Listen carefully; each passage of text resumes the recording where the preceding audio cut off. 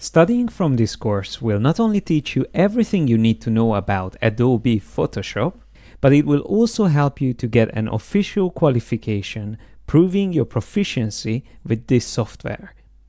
Adobe has a two-level certification system. The entry level is called Adobe Certified Associate, or ACA, and the advanced examination is the Adobe Certified Expert, or ACE. In this video, we will be focusing on the requirements and the preparation process of the ACA exam, but if you are interested in the expert exam, check out my ACE preparation training courses on yesimadesigner.com. Before we go into the details about the exam, I wanted to talk a bit about whether it is worth getting certified in the first place and how recognized these qualifications are in the creative industry.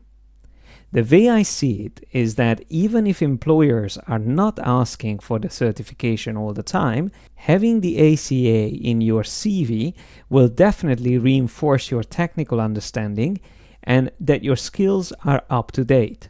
I cannot promise that passing this exam will grant you a job straight away, but doing it will definitely be a major step towards it. So the full name of this exam is Visual Communication using Adobe Photoshop.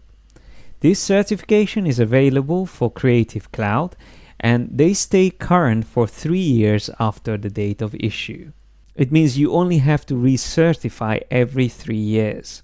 And that is mainly because Adobe applications are constantly being developed, so there's always new features coming up and sometimes even core features change.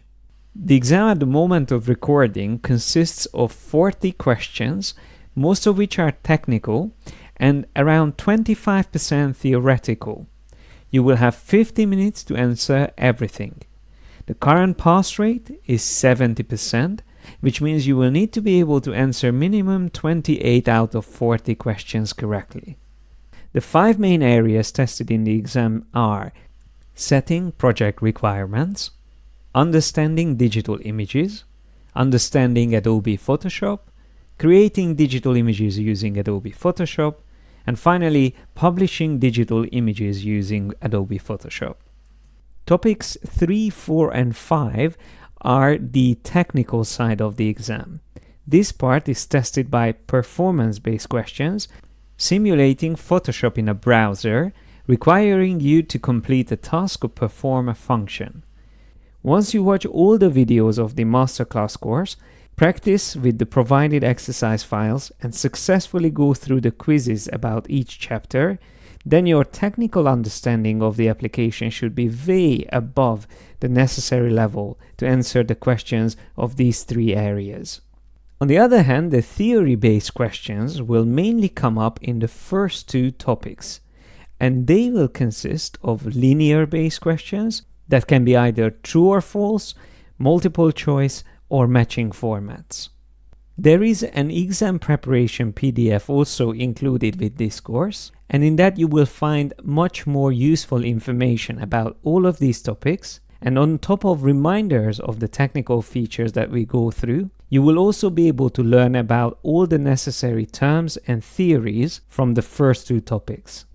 Once you get there and feel ready to schedule your exam, you will first need to find an authorized testing center near you. These centers are run by the company called Certiport, so it's best to visit their site to find out more about closest centers to you and the available dates. The good thing is that you immediately get your results at the end of the exam, and you will also get an email with your certification. On top of that, you also receive badges when passing an exam, which you will be able to share online through a portal called Acclaim. Getting certified by Adobe is a big step in your creative career, but it is not enough on its own. Either you are planning to get an internship or a full-time design job, you will also need to be able to present your portfolio with a selection of your best work.